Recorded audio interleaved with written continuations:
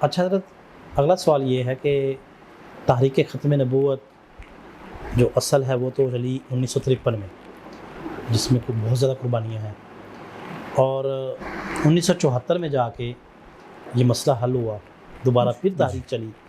اس تحریک کو تتمہ کہا جاتا ہے 1953 کی تحریک کا، لیکن اس سے کچھ محرکات بھی تو ہوں گے نا، وہ کیا تھے؟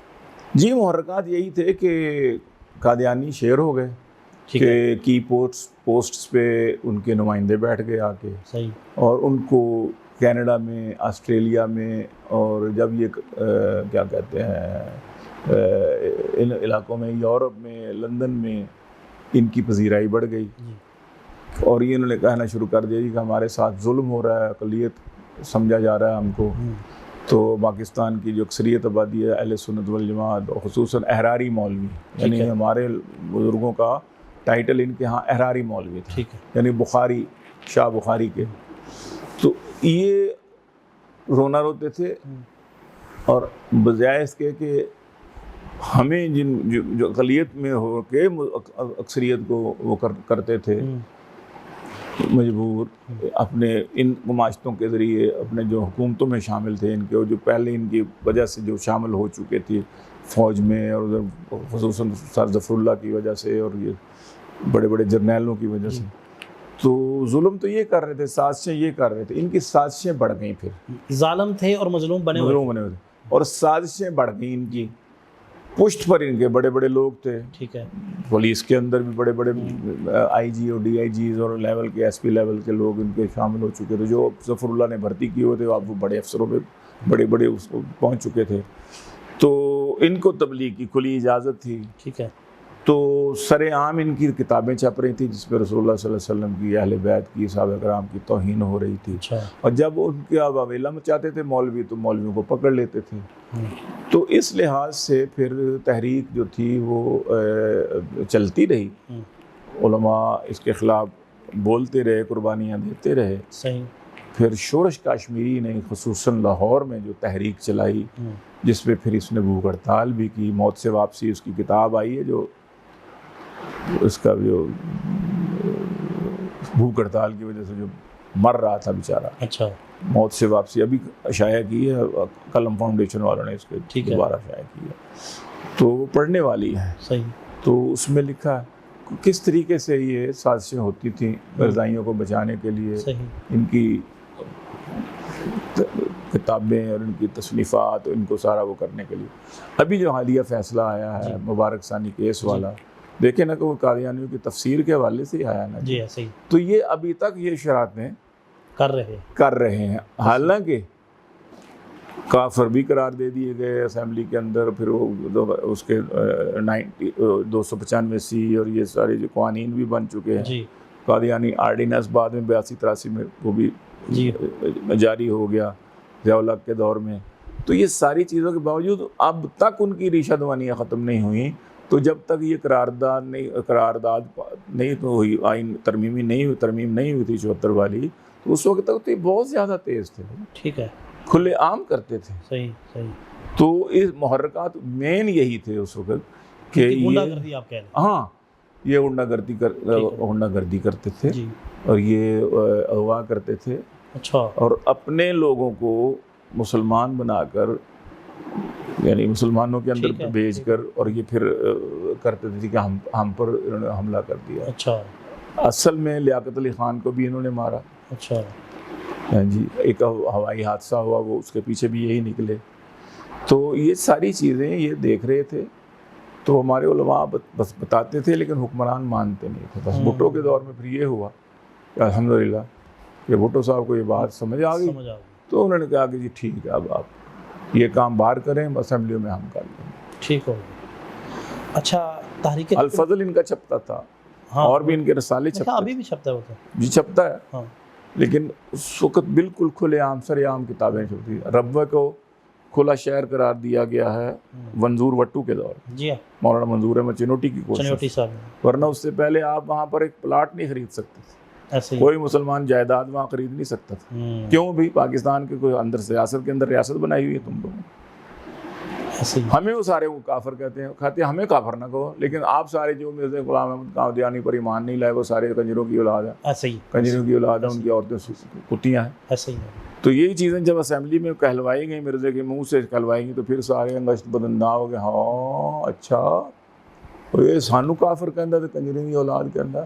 بھٹو صاحب نے بھی کہندا یہ مطلب کیونکہ وہ بھی نہیں مانتے. وہ سارے وزیر کبیر M N A M P A عورتیں مرد سارے ہم سب کتے ہیں، کتی اس کے نظر میں کنجریوں کی اولاد ہے، اس کی ایسی کی تیسی. تبھی تو وہ بھٹو صاحب نے کہا تھا کہ ان کو اسمبلی میں لائیں گے اس طرح کریں. صحیح ہے.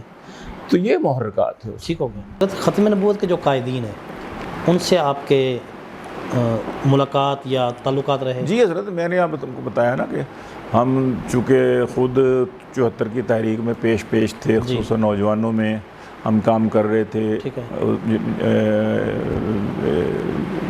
جے ٹی آئی جمعیت طلباء اسلام بنی ہوئی تھی، مولانا ضیاء الرحمن فاروقی اور عبد المتین چودھری اور یہ سارے ہم لوگ جو مقرر قسم کے وہ لوگ تھے. میری نظم ہوتی تھی جی، میں اپنا انقلابی نظمیں پڑھتا تھا، ختم نبوت پر نظم پڑھتا تھا. بائی کاٹ کرو اور یہ کرو اور وہ کرو، مرتدوں کا یارو بائی کاٹ کرو. تو اس قسم کے مرزا کافر ہے. ابال صاحب کی مشہور نظم ہوتی تھی، ہتھکڑیاں پہنائیں مرزا کافر ہے.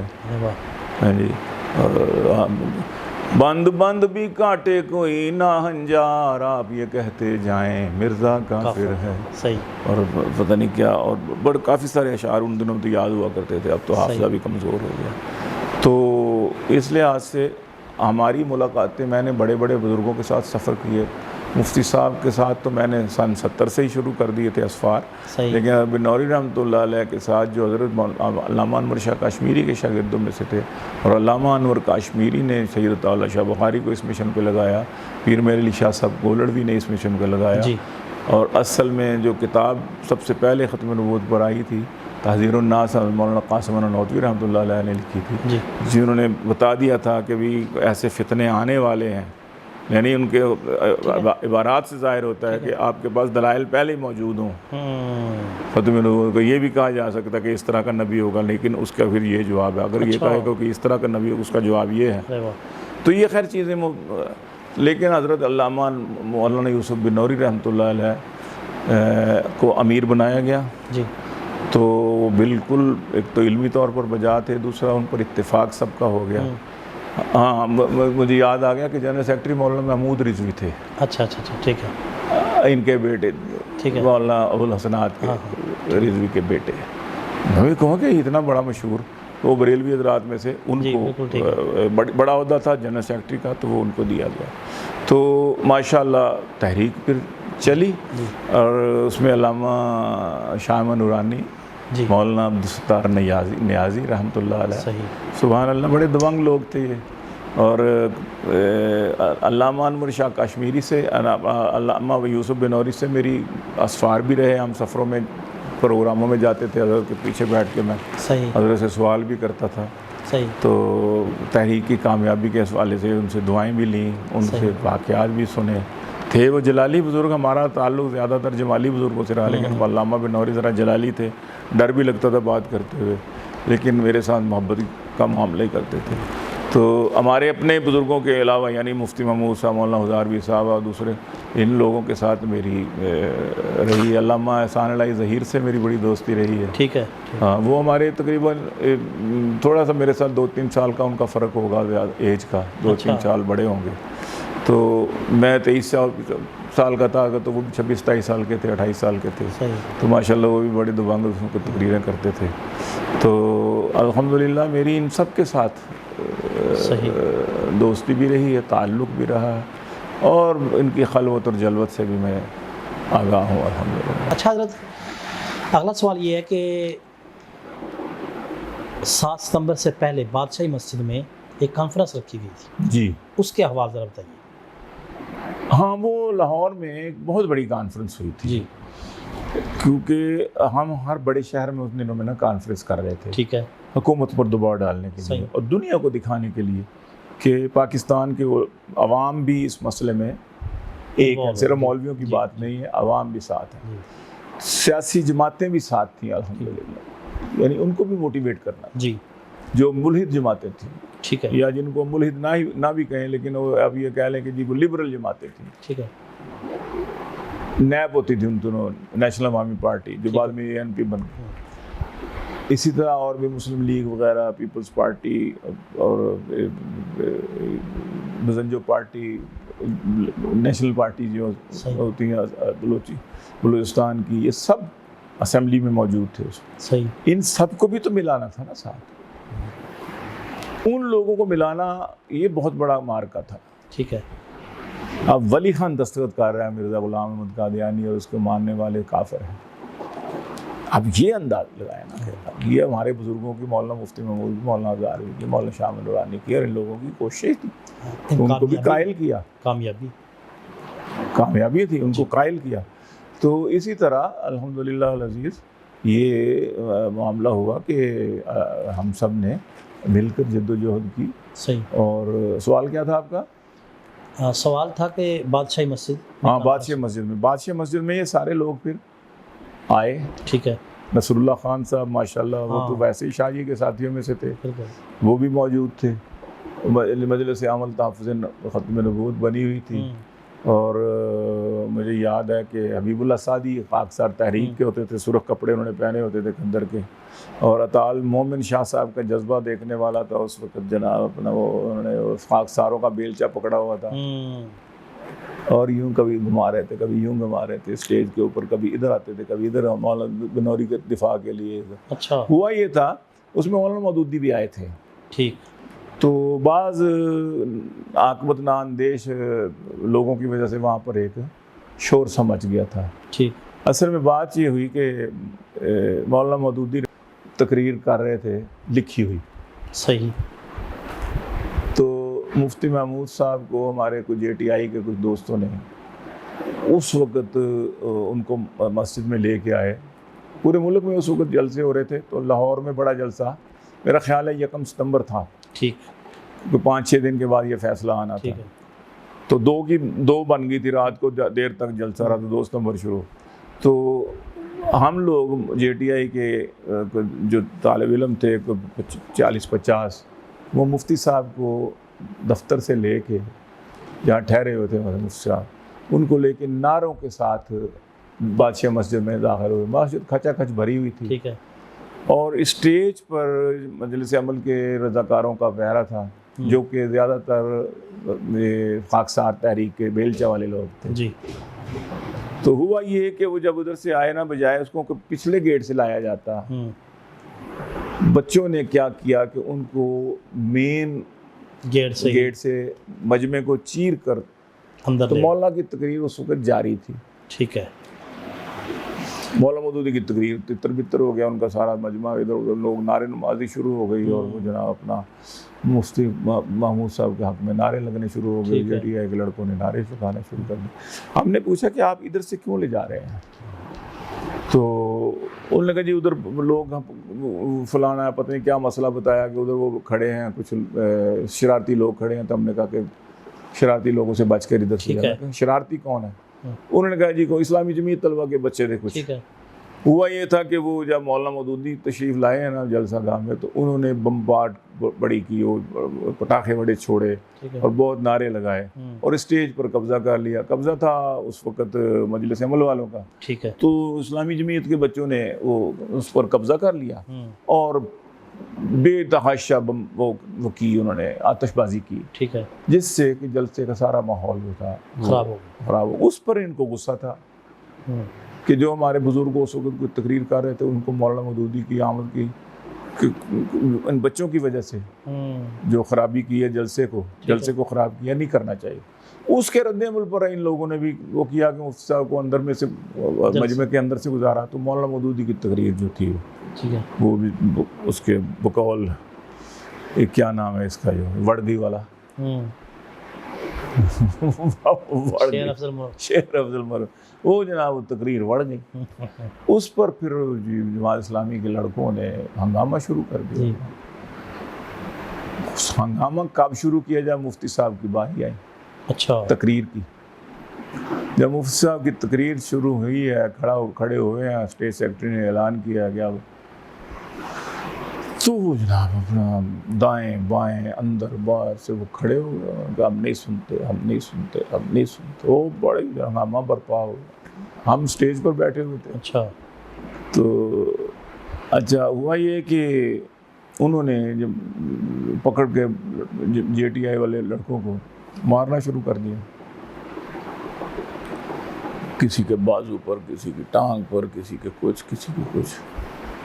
تو اسٹیج پر وہ جو بزرگ بیٹھے ہوئے تھے ان کو لوگوں نے آگے اطلاع دی کہ جناب نیچے نا وہ جماعت اسلامی کے لڑکے جو ہیں, جو اسلامی اسلامی جمعیت کے, وہ جے ٹی آئی والے لڑکوں کے ساتھ ان کی لڑائی ہو رہی ہے اور وہ مار رہے ہیں. وہ کثیر تعداد میں, اور ان کے پاس وہ بھی ہے یہ جو ہوتے ہیں مکے شکے, وہ ٹھیک ہے آہنی. تو وہ زخمی ہو رہے ہیں ہمارے بچے. بس پھر انہوں نے نا تقریر خراب کرنی شروع کر دی مفتی صاحب کی.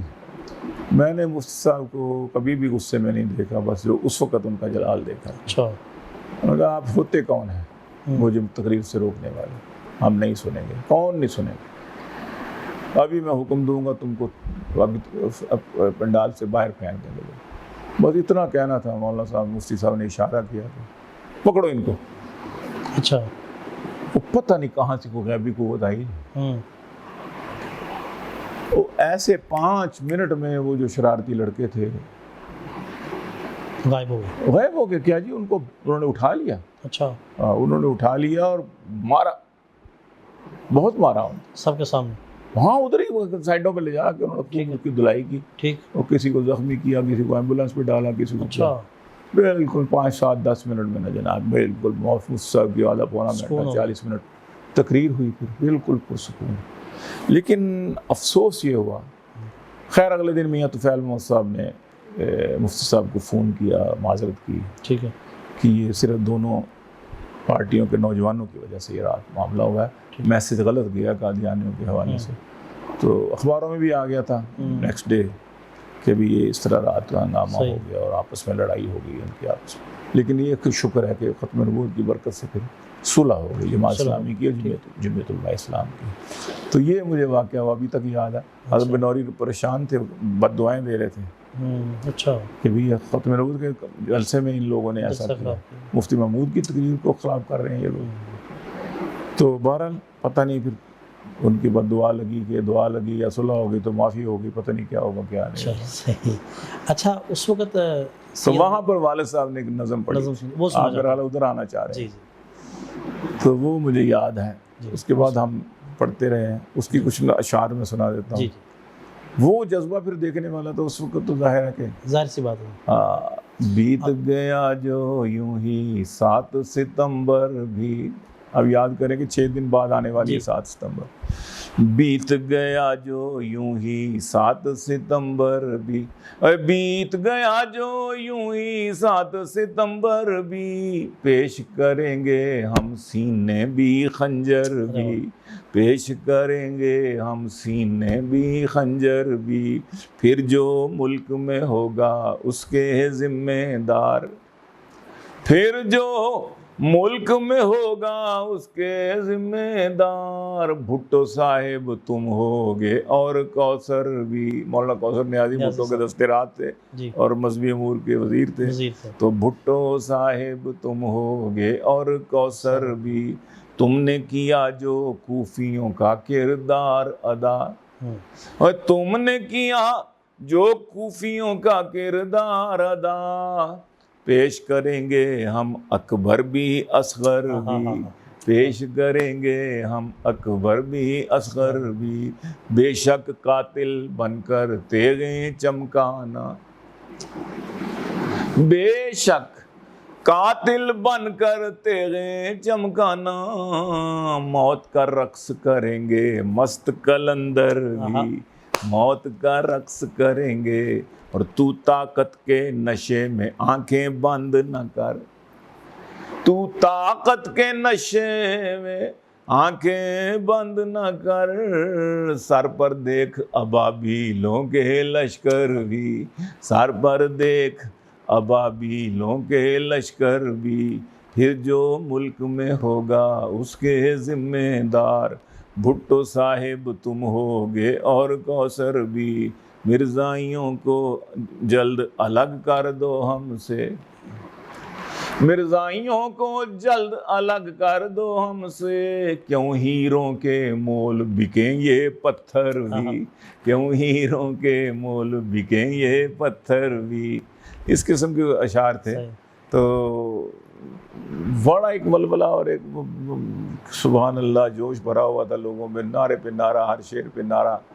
اور الحمدللہ بھٹو صاحب نے پھر دانشورانہ فیصلہ کیا، جو میں سمجھتا ہوں کہ پہلے سے کر چکے تھے لیکن یہ اسباب بنا رہے تھے، صحیح ان کو کافر قرار دیا۔ اب یہ حالات ہیں 7 ستمبر سے پہلے۔ جی جی اب ہم آ جاتے ہیں 7 ستمبر کے بعد۔ جی قادیانیوں کا سربراہ ملک سے کب بھاگا؟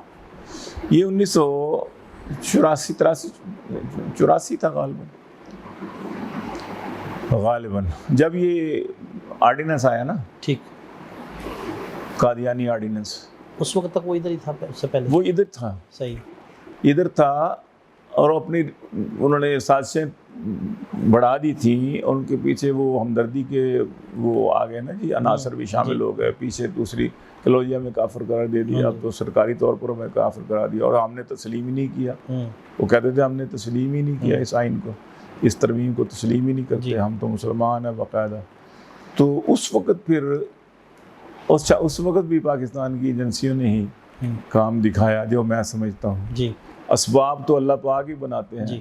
اب ضیاء الحق کے دور میں قادیانیت بہت پھیل گئی، اس کے دور میں بھی کافی کی پوسٹ پہ چلے گئے، پھر فوجیوں کا دور تھا، فوجیوں کا کور کمانڈر، اس میں اسی طرح یہ ایئر فورس، پھر وہ جو ہوا کہ جب شورش فوت ہو گیا نا، وہ بات رہ گئی میری، جب شورش کشمیری فوت ہو گیا تو اس کی نماز جنازہ مفتی محمود صاحب نے پڑھائی، ٹھیک، اور ذوالفقار علی بھٹو اس میں نہیں آئے تھے، اچھا، وہ تیسرے چوتھے دن آئے تعزیت کے لیے، اچھا۔ اب اندازہ لگائے نا کہ مفتی صاحب اپوزیشن لیڈر تھے، وہ نماز جنازہ پڑھا رہے ہیں اس کی شورش کشمیری کی، اور ملک کا جو وزیر اعظم ہے وہ تعزیت کے لیے تیسرے چوتھے دن آ رہا ہے۔ تو کسی نے کہا کہ جی آپ جنازے پہ کیوں نہیں آئے؟ اس نے کہا کہ میں اس وقت تک دوسرا وعدہ پورا نہیں کر سکا تھا، قادیانیوں کو تو کلیت قرار دے دیا تھا، اچھا، لیکن وہ جو ایئر مارشل ظفر چودھری کے برطرفی کا وعدہ تھا میں پورا نہیں کر سکتا تھا، مجھے اس کے جنازے میں آتے ہوئے شرم آتی تھی۔ اللہ اکبر، یہ بھٹو کے الفاظ، اچھا، کہ میں نے ان سے وعدہ کیا ہوا۔ ہاں، تو میں اب کل اس کو میں نے اب سسپینڈ کیا ہے، برطرف کیا ہے، اور آج میں تعزیت کے لیے آیا ہوں، تعزیت کے لیے، تاکہ مجھے حیا بڑی بات مانے تھی میری اس وقت۔ تو خیر، تو ضیاء الحق کے دور میں بھی ظاہر ہے کہ وہ فوجی تھا تو فوجیوں کے ساتھ ہی تو ان کا بھی، تو اس میں بھی تھا۔ مجھے یاد ہے کہ اس وقت بھی ضیاء الحق صاحب پر بھی الزامات لگے جی کہ یہ قادیانی نواز ہے، قادیانی نواز ہے، قادیانی نواز ہے، اور اتنا شور مچا قادیانی نواز ہونے کا کہ ان مولانا مفتی محمود صاحب کے جلسوں میں باقاعدہ نعرے لگتے تھے نا، جب مفتی صاحب ایک ایک کر کے اس کی قادیانی نوازی جو بتاتے تھے نا جی ضیاء الحق کی، تو نعرے لگتے تھے، قادیانی نواز مرد آباد، ضیاء الحق قادیانی نواز مرد آباد۔ مفتی صاحب ڈانٹ کے کہتے تھے قادیانی نواز کیا ہوتا ہے؟ قادیانی، اچھا، یعنی ضیاء الحق کو اس سر رحمہ اللہ نے 2-4 دفعہ میرے سامنے اچھا کہا کہ بھی یہ تو مجھے لگتا ہے قادیانی ہو گیا ہے، اچھا، یعنی اتنے بڑے بڑے عہدوں پر ان کو اس نے لگایا، فلانی جگہ پہ فلانے کو اتار کر سنی مسلمان کو، صحیح مسلمان کو، قادیانی کو لگایا، تو اس لیے مجھے شک ہے کہ یہ قادیانی نواز نہیں ہے، یہ قادیانی، یہاں تک ٹھیک۔ ہر بعد میں کہا کہ کلیئر ہے قادیانی اور نہیں ہے، لیکن بہرحال اس سے کام، یعنی قادیانی اس حد تک آگے بڑھ چکے تھے، ٹھیک ہے۔ تو ہوا یہ کہ وہ ایک فیصلہ سیالکوٹ کا مولوی تھا، ختم نبوت کا مبلغ تھا، عالم نہیں تھا جی، ایک عام سا دیہاتی تھا، تھوڑا بہت علم، وہاں لفٹ آپریٹر تھا جی سیکٹریٹ میں، ٹھیک ہے، تو اسلام آباد میں جنرل یحییٰ خان جو تھا نا، اس کے دور میں وہ کہیں باہر گیا ہے جی، جنرل یحییٰ، تو پلاننگ کمیشن کا جو وائس چیئرمین تھا نا، اس کو اس نے ایکٹنگ بنا دیا صدر، ٹھیک، یحییٰ خان نے، ٹھیک ہے، کہ میں جب تک باہر ہوں یہ قائم مقام صدر ہوگا، صحیح،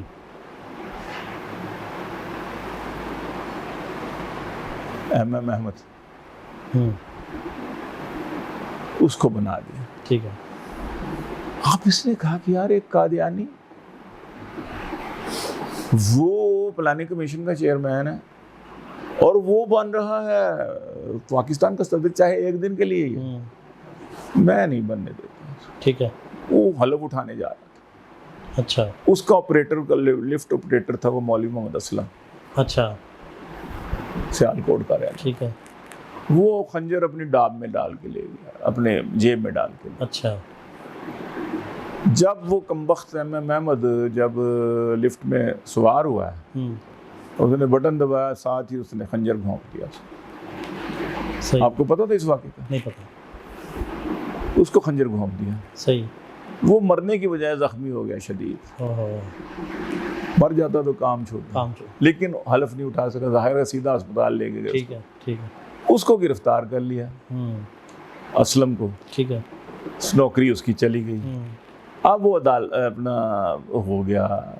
اس کے بعد اس پر کیس چلا. اتنے میں وہ بھٹو صاحب کا دور آ گیا. یحییٰ خان چلا گیا, پاکستان بن گیا, قطر. وہ نا جب اس کی ملازمت ختم ہوئی نا, تو اس نے چونکہ ہیرو بن گیا تھا, اس نے اس کو قتل کیا تھا. عدالت میں بھی اس کی رہائی ہو گئی. ٹھیک ہے.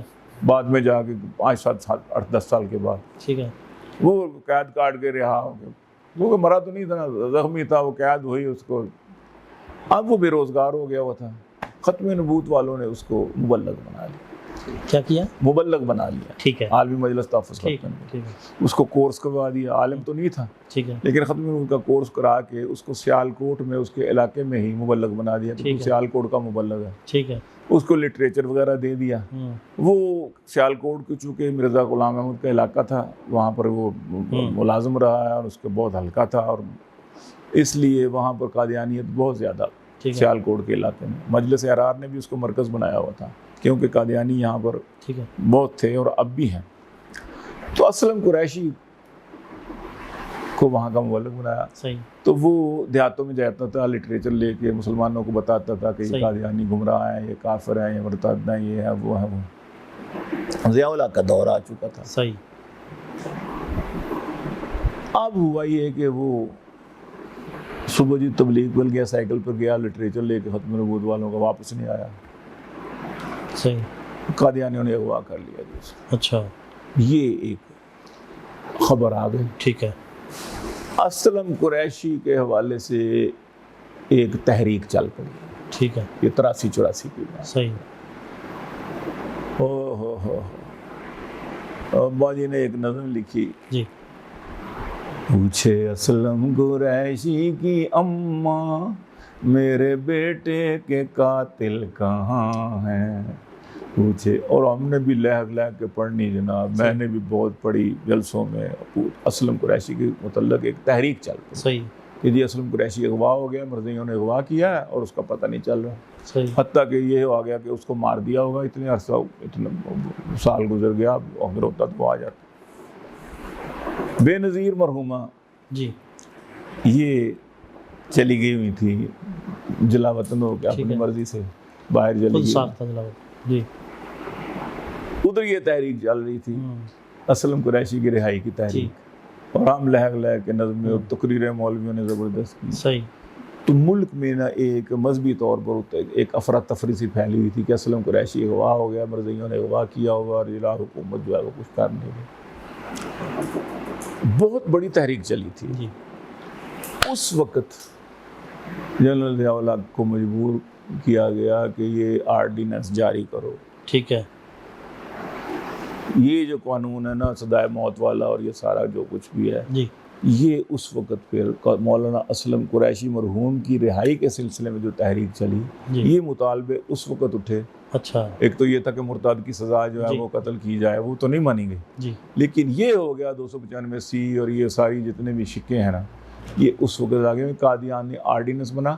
بعد میں پھر اس کو عدالت میں لے جا اس کو آئینی حیثیت دی گئی, لیکن ضیاء الحق کی طرف سے پہلے مارشل لا کا آرڈیننس یہ نکلا تھا. ٹھیک ہے. اس کے بعد پھر اس کے خلاف عدالتوں میں جا کے تو یہ کرتے رہے ہیں, حتیٰ کہ نواز شریف کے جو پہلی حکومت آئی تھی اس نے اس کے خلاف عدالت میں اپیل بھی کر دی تھی کہ یہ ختم کیا جائے، پھر بعد میں عوامی دباؤ پر وہ واپس بھی لے لی گئی تھی، صحیح، اور اس میں پھر یہ قانون بنا تھا سزائے موت کا، صحیح، توہین رسالت جو بھی کرے، تو یہ اس وقت کی بات ہے جناب، اب آپ پوچھ رہے ہیں کس طرح سے. تو یہ بعد میں اسلم قریشی والا ڈرامہ نکلا. اچھا، اسلم قریشی زندہ تھا، ٹھیک، اور وہ کمبخت، پتہ نہیں کمبخت کہنا چاہیے تھا کہ نہیں کہنا چاہیے تھا، وہ اس کو خوشبختی کہہ لیں، اس کی برکت سے ہو گیا سارا. ہاں بد نہیں ہوگا اس کے حوالے سے خوش بختی سمجھیں کہ اس کی اس جو خود ساختہ غیبوبت تھی، غائب ہونا تھا، اس کے سبب یہ سارا کچھ ہو گیا. بعد میں پتہ چلا جی کہ اس کو ایران لے گئے تھے. اچھا، اغوا تو کسی اور نہیں کیا، پتہ نہیں کس نے کیا، لیکن وہ ایران لے گئے تھے. ایران عراق کی پھر لڑائی شروع ہو گئی، تو وہ ایران کی طرف سے عراق کے خلاف لڑتا رہا. وہاں پر اس نے یہ بقول ایجنسیوں کے پھر یہ کہانی سامنے آئی. ٹھیک ٹھیک. اس کا دماغ جو تھا وہ معاف ہو چکا تھا. اس کا بیٹا صہیب اسلم ہوتا تھا، تو وہ ہم اس سے تحریک کے دنوں میں ملا کرتے تھے. وہ اب تو ماشاء اللہ بڑا گرون اپ مین ہوگا، اس وقت تو وہ 16-17 سال کا تھا. تو اس نے میں نے اس سے پوچھا، میں نے کہا کدھر چلا گیا تھا تیرا باپ؟ کا اندر شاہ جی بس اس کا دماغ اب ٹھیک نہیں ہے. پتہ نہیں مجھے اب یہ بھی نہیں یاد کہ زندہ بھی ہے کہ نہیں، کیونکہ کافی عرصہ ہو گیا اس بات. ٹھیک ہے. تو وہ اسلم قریشی صاحب کا ڈرامہ نکلا جناب. اس نے کہا جی کہ میں نے وہاں شادی کی ہوئی تھی، میرے بچے بھی ہیں، 1-2 بیٹی ہوئی ہے میری ادھر ہے. ہم نے کہا ادھر تحریک چلی تو ادھر بیاہ کر رہے تھے، اور وہاں پر عراق ایران کے ساتھ میں جا کے تو ایران کے حق میں عراق سے لڑ رہا تھا، اور ادھر تمہاری وجہ سے یہاں پر کیا کیا انقلاب. اس ملک میں یہ کچھ ہوتا ہے. جب یہ آرڈیننس آ گیا نا، اب مرزائیوں کے پاؤں تلے سے زمین نکل گئی. کہ ہم تو سمجھتے تھے کہ بھی جنرل ضیاء الحق بھی ہمارا مطلب ہے کہ ساتھ ہے، ہمارے لوگ جو ہیں بڑے بڑے عہدوں پہ چلے گئے ہیں، کی پوسٹ پہ چلے گئے ہیں، اور پیچھے ہمارا پورا برطانیہ، پورا یورپ، پورا امریکہ، کینیڈا، آسٹریلیا، یہ ہمارے ساتھ ہے، جن سے یہ پیسے لے رہے ہیں، قرضے لیتے ہیں، ورلڈ بینک سے قرضے لیتے ہیں، وہ تو ہمارے ساتھ ہیں، یہودی سارے ہمارے ساتھ ہیں. تو ہمیں کیا نقصان ہو سکتا ہے؟ لیکن یہاں مولوی بڑا تگڑا ہے، تو انہوں نے کہا کہ چلو یہاں سے ہم اپنا ہیڈ کوارٹر اٹھا لیتے ہیں ربوے سے. تو انہوں نے کہا جی ادھر آ جائیں، آپ کو جگہ دیتے ہیں، زمین دیتے ہیں. انہوں نے وہاں پہ یہاں پر بھی یہ بھی سر فرانسس موڈی نے ربوے کی جگہ دی تھی ان کو. یہ جو ربوہ ہے وہ کوڑیوں کے بہت دی تھی. ہاں جی.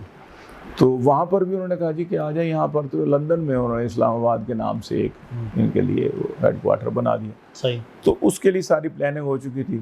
تو مرزا ناصر جو تھا، مرزا طاہر، ناصر تو فوت ہو گیا ہوا تھا، جہنم واصل ہو گیا. تو مرزا طاہر جو تھا نا، یہ پھر اپنے خاندان سمیت بھاگ گیا. ٹھیک ہے. لندن راتوں رات اس کے لیے طیارہ آیا اور اس کو وہاں لے گئے. جی. تو اس وقت اسلام آباد میں جلسہ ہو رہا تھا جی، جس وقت یہ بھاگا ہے. ٹھیک ہے. تو والد صاحب کی نظم اس کے گھر کے سامنے ہی، جہاں پر یہ ٹھہرا ہوا تھا اسلام آباد میں، اسی سیکٹر میں، اسی مسجد میں جلسہ ہو رہا تھا. اچھا. اس آرڈیننس کی خوشی میں، اس آرڈیننس کی خوشی میں جلسہ ہو رہا تھا. تو والد صاحب نے اس میں یہ نظم پڑھی جی. اچھا. اپنا قادیانیت کے خلاف. تو 2 دن یا 3 دن کی کانفرنس تھی وہ. تو پتہ چلا جی کہ وہ کانفرنس شروع جب ہوئی ہے تو اس نے کہا کہ یہیں کہ جو پورے کا پورا جلوس ادھر ہی نہ آ جائے ہمارے. تو وہ وہاں سے اسی وقت اس کو فرار کروا دیا. ٹھیک ہے. تو والد صاحب نے اگلے دن بھی وہاں پر نظم پڑھی تھی، بھاگ گیا انگلینڈ بھگوڑا بھاگ گیا، بھاگ گیا انگلینڈ بھگوڑا بھاگ گیا، چیلے بھاگ گیا انگلینڈ بھگوڑا بھاگ گیا. پتہ نہیں کیا ساتھ اپنے لے جاتا سارے مرزائی، ساتھ اپنے لے جاتا سارے مرزائی، کتنا بزدل نکلا تنہا بھاگ گیا. ہاں چیلے چھوڑ کے گرو اکیلا بھاگ گیا، بھاگ گیا انگلینڈ بھگوڑا بھاگ گیا، شیر کی پیٹھ پہ چوہا ناچتا پھرتا تھا، شیر کی پیٹھ پہ چوہا ناچتا پھرتا تھا، شیر نے لی انگڑائی چوہا بھاگ گیا، شیر نے لی انگڑائی چوہا بھاگ گیا انگلینڈ بھگوڑا بھاگ گیا۔ تو یہ اس وقت والد صاحب نے وہاں پر نظم پڑھی تھی۔ تو یہ ہے جی وہ کہانی، جب یہ کم وقت جو ہے وہاں سے بھاگا، اس کے بعد پھر وہیں پہ ہیں، اب وہیں ان کا مر جاؤ مل جاؤ ماوا ہے، ملکہ کی گودی میں جا کر ملا ہے چین، پتہ نہیں اس طرح کی کوئی نظر۔ اچھا، ایسا ہے کہ ابھی جو موجودہ گولڈن جوبلی ہو رہی ہے، اس کے آپ کیا ثمرات یا اثرات دیکھتے ہیں؟ دیکھیے بات یہ ہے کہ جی ہر 2 سال بعد نا یہ چور دروازے سے ان کے لیے سہولت کاری کی فضا ہموار کی جا رہی ہے، جی کی جاتی ہے۔ یہ ٹیسٹ کرتے ہیں، وہ کہتے ہیں نا کہ اسلامیوں کی کا ہے یہ علاج، روح محمد اس کے بدن سے نکال دو، جی تو اللہ مصرا ہاں ڈرتا نہیں تو۔ تو یہ کبھی کبھی ٹیسٹ لیتے ہیں کہ ان کے اندر کتنی روح محمد ہے یا نہیں، کہ جس طرح اب مولانا متحرک ہوئے ہیں، جی یہ نہیں ہے کہ یہ ابھی ہوئے ہیں، جی اس حوالے سے مولانا صاحب بڑے ویجیلنٹ رہے ہیں۔ یہ جب بے نظیر کا دور تھا نا، تو بے نظیر کے پہلے دور میں بہت سے وزراء جو تھے وہ بیان بازی کر رہے ہوتے تھے کہ ہم قانون توہین رسالت کے اندر جو جس پر الزام ہے نا کہ اس نے توہین رسالت کیا، اس کو پکڑنے کے لیے ہم یہ کہتے ہیں کہ جی وہ غلط نہ استعمال ہو جائے، لہذا ڈی ایس پی لیول کا ایک آفیسر جو ہے وہ پہلے تحقیق کرے گا یا اس نے توہین رسالت کی ہے یا نہیں کی۔ اگر یہ ثابت ہو جائے ڈی ایس پی لیول کے اس کے اوپر کہ ہاں جی اس نے توہین رسالت، پھر ایف آئی آر درج ہو، پھر گرفتاری ہو۔ تو اس طریقے سے نہیں ہونا چاہیے جی کہ کسی نے الزام لگایا تو چلو جی اس کو پکڑ لو۔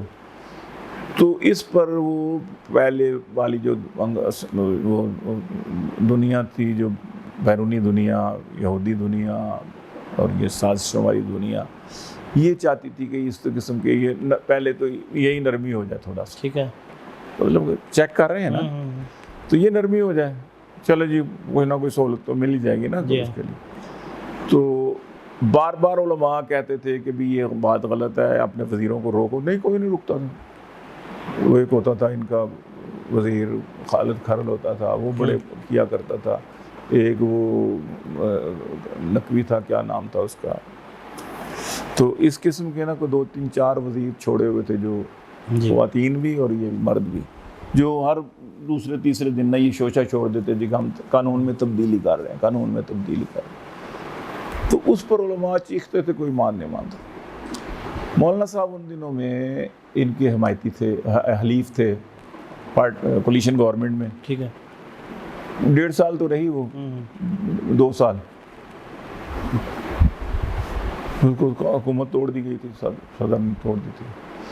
تو مجھے یاد ہے بے نظیر نے مولانا صاحب سے کہا کہ مولانا نے خود مجھے بتایا، اچھا ہاں کہتے ہیں کہ میں اور مولانا صاحب اکیلے تھے، ہم لوگ دونوں اکٹھے تھے، اور کشمیر کے کسی دور افتادہ کسی گاؤں میں ہم لوگ گئے ہوئے تھے، ٹھیک ہے، کمرے میں میں اور وہ تھے۔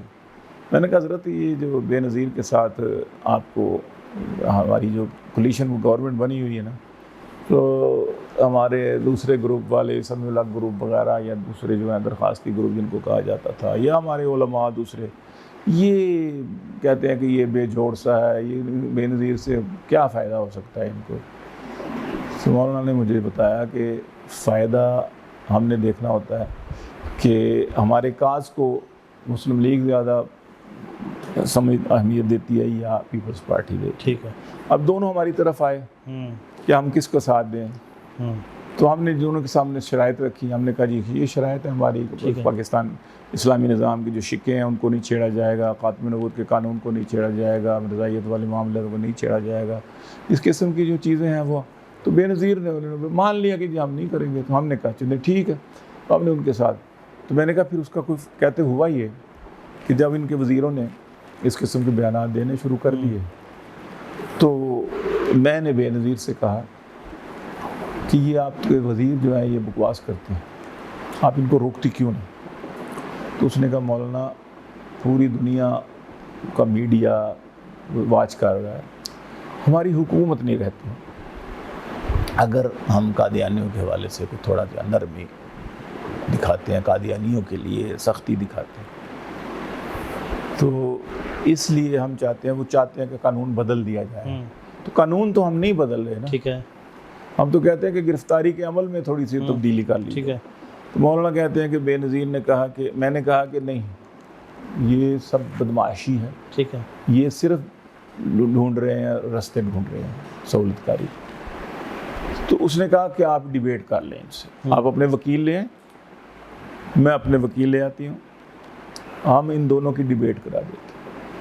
آپ کے وکیل اگر ہمارے وکیلوں کی اس مسئلے میں ہرا دیں گے بحث میں، ٹھیک ہے، تو ٹھیک ہے، میں کہوں گی کہ بھائی نہیں، اب خاموش ہو جائے۔ صحیح، اور اگر آپ کے وکیلوں کو ہمارے وکیلوں نے قائل کر لیا کہ نہیں جی یہ تو بڑا ضروری ہے، تو پھر آپ خاموش۔ مولانا نے کہا ٹھیک ہے، کہتے میں نے کہا ٹھیک ہے۔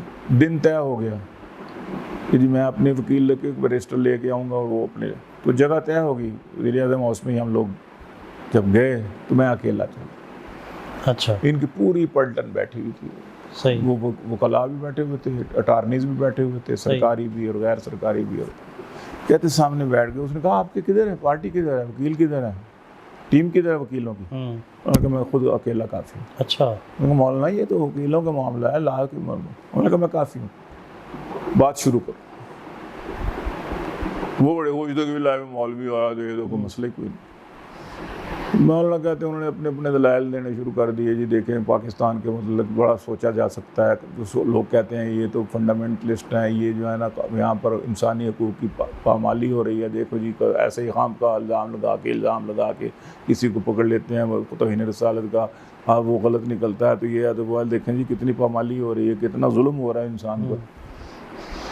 کہتے ہیں میں نے سارا کے سنے، بڑے خوش تھے کہ ہمارے سامنے تو آج کو وکیل ہے ہی نہیں ہے۔ ٹھیک ہے، میں نے کہا کہ بے نظیر صاحبہ سامنے بیٹھی ہیں، وزیر اعظم صاحبہ، مجھے ان سب سے پوچھ کے یہ بتائیں، امریکہ کی مثال، برطانیہ کی مثال، فرانس کی مثال، آسٹریلیا کی، کینیڈا کی، یورپ کی کسی بڑے ملک کی، کہ کسی ملک میں کسی جرم کی سزا موت ہو، اور اس جرم کا جس پر الزام ہے کہ اس نے یہ جرم کیا ہے، اور اس کو پکڑنے کے لیے ڈی ایس پی لیول کا، ایس پی لیول کا کو پہلے تفتیش ہوتی ہے اور پھر گرفتاری ہوتی ہے، مجھے کسی بھی ملک کی مثال دے دیں اپنے پسندیدہ ملکوں میں سے، یورپ کے ملکوں میں سے ترقی یافتہ، تو ہم ادھر سے وڈرا کر لیں۔ ٹھیک، کہتے سارے ان کے وکیل منہ میں پینسلیں ڈال کے، کبھی کان کھرک رہے ہیں، کبھی ناک میں ڈال رہے ہیں، کبھی کچھ نہیں۔ بے نظیر نے کہا بولو بھی۔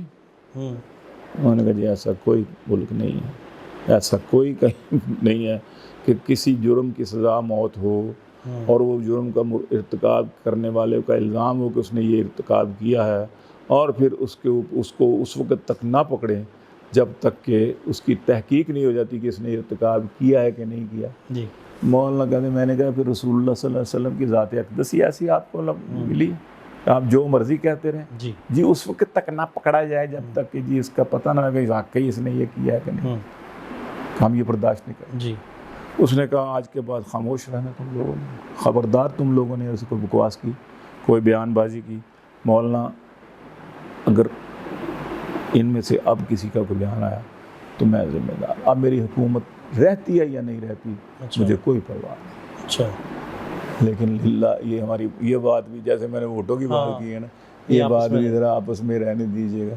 لوگ کہیں گے کہ جی دیکھ بے نظیر جو ہے مولوی سے دب گئی ہے، مولانا کا یہ میرا وعدہ ہے، میں نے یہ کہا۔ صحیح، تو یہ سازشیں حضرت ہوتی رہی ہیں، ہوتی رہتی ہیں۔ پھر یہ جب حلف نامے میں سے جی، حلف کا لفظ اڑایا گیا، جی، میں حلفیہ اقرار کرنے کے بجائے میں اقرار کرتا ہوں یا کرتی ہوں، یہ نہیں پتہ چلا، یہ خفیہ طور پر کرتے ہیں، ان کی ٹیکنیکل ٹیمیں بیٹھی ہوتی ہیں، وہ یہ گڑبڑ کر جاتی ہیں۔ سب سے پہلے مولانا حافظ حمداللہ صاحب نے سینٹ میں جی اس کو پوائنٹ آؤٹ کیا, آواز اٹھائی تھی. وہ راجہ ظفر اللہ کے وغیرہ نے کہا نہیں جی نہیں, یہ ٹیپیکولافیکل غلطی ہے, ایسے بھی بات جب بحث کے لیے آئے گا نا تو ٹھیک ہو جائے. لیکن اصل میں وہ سازش تھی. اور مولانا کہتے ہیں کہ جب ہم نے اس کو بلوایا, وہ اس کا آ گیا دور یا عباسی کا, وزیر اعظم یہ بن گیا ایکٹنگ. تو میں سعودیہ میں تھا, نواز شریف صاحب جو تھے وہ ڈسکوالیفائی ہو چکے تھے. تو پھر میں نے وہاں سے فون کی کہ یہ چینج کراؤ. پھر ایک کمیٹی بیٹھی, اس کمیٹی نے جب جائزہ لیا تو 2002 کا الیکشن بھی ہم نے اسی الف میں بھی اٹھایا ہوا تھا, الف 2007 کا بھی اسی پر اٹھایا ہوا تھا. ہمیں پتہ ہی نہیں تھا 2008 والا. اچھا, کہتے پتہ ہی نہیں تھا, اسی الف نامے پہ ہم نے اٹھائے ہوئے تھے. لیکن وہ اس طریقے سے کرتے ہیں. تو یہ راستے دے رہے تھے چور چور راستے. اب یہ جو انہوں نے مبارک ثانی کیس میں جو انہوں نے ان کو راستے دینے کی کوشش کی, ان کی تبلیغ کے خفیہ, جی تو اس پر دیکھیں جی اس سے ایک تو عوامی بیداری پیدا ہوئی ہے کہ یہ کس طریقے سے اپنی سازشیں کرتے ہیں. اور آئندہ راہ احتیاط آپ لوگوں کو, آپ کی ٹیموں کو, آپ کے اسمبلیوں میں, آپ کے سب سے بڑی بات یہ ہے کہ ان کی اداروں میں آپ لوگوں کی کہ ذہن کے لوگ موجود ہونے چاہیے, صحیح, جو ان چیزوں کو پہچاننے والے. بالکل صحیح. ہم لوگوں نے ہمارے بزرگوں سے غلطی کیا ہوئی ہے کہ جب کسی نے درخواست لے کے جانی ہے نا جی کہ مجھے فلانی سرکاری ملازمت کے لیے سفارش کر دیں یا تو ہم کہتے تھے نا جی دفع کرو, ہم تو مولوی بنو بس, کیا ضرورت ہے وہاں جانے, مدرسے میں جاؤ, مسجد میں جاؤ. بالکل صحیح. ہمارے لوگ اگر ان اداروں میں ہوتے, اسمبلیوں کے اندر ملازم ہوتے, اسپیکر چیمبر میں ملازم ہوتے, ان چیزوں کی, ان سازشوں کو سمجھ رہے ہو. ہم نے مولویوں کو کہا اپنے اولادوں کو مولوی بناؤ بس. تو جن لوگوں نے یہ نہیں کیا وہ پہنچ گئے وہاں پر, ان کے رضائیوں کے لوگ, دوسرے باطل فرقوں کے لوگ وہاں پر بیٹھے ہوئے ہیں, وہ اپنا کام کر رہے ہوتے ہیں, ہمیں پتہ ہی نہیں چلتا. ہم نے سب سے پہلے تو انگریزی کو منع کیا ہوا تھا کہ انگریزی نہیں پڑھنی. مولانا شبیر احمد عثمانی رحمہ اللہ کو جب پاکستان بن گیا تو ظاہر ہے کہ قائد اعظم کے ساتھ تھے, لیکن ہوتا کیا تھا ان کے ساتھ, وہ انگریزی میں گٹ مٹ کر کے جناب وہ قانون پاس کر کے بنا بھی لیتے تھے. مولانا جانگتے رہتے تھے, کہتے تھے حضرت وہ تو قانون بن گیا, انگریزی میں انہوں نے تقریریں کی تھی. تو پھر احساس ہوا کہ یار ہم بھی کچھ سیکھ لیتے. 70-72 کی بات ہے, مولانا عبدالحکیم صاحب MNA ہوتے تھے, مولانا عبدالمجید کے والد صاحب, تو وہ انگریزی انہوں نے ٹیوٹر رکھ دیا گھر میں.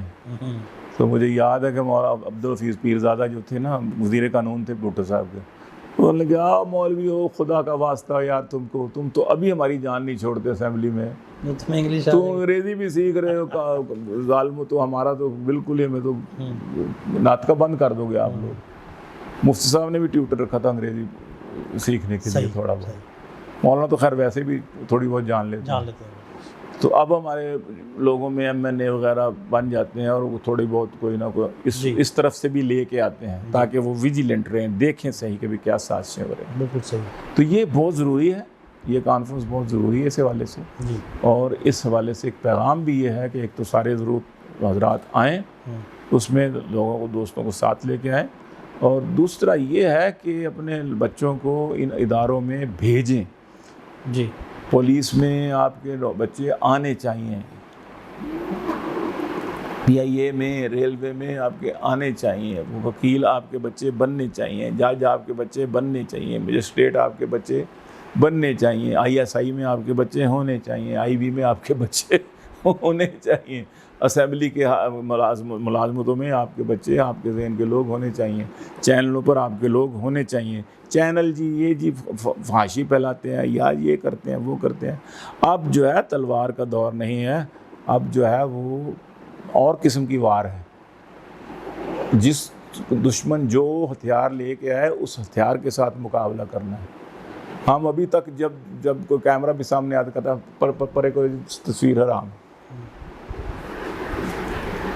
اللہ کے بندو یہ چیزیں ہیں, اور میں سمجھتا ہوں کہ اس وقت ضروری ہے لوگوں کو فتنہ قادیانیت, فتنہ پرویزیت, فتنہ غامدیت، جس کو آپ فتنہ سمجھتے ہیں، شاید وہ فتنے نہ ہوں اتنے بڑے، لیکن میں آپ کی نظر میں کہہ رہا ہوں کہ یہ فتنہ ہے، اگر غامدی فتنہ ہے تو پھر اس کا بھی تدارک آپ اس کے انداز سے کریں، اگر یہ پرویزیت فتنہ ہے تو پھر اس کا انداز سے کریں، سائنٹیفک بنیادوں پہ کریں۔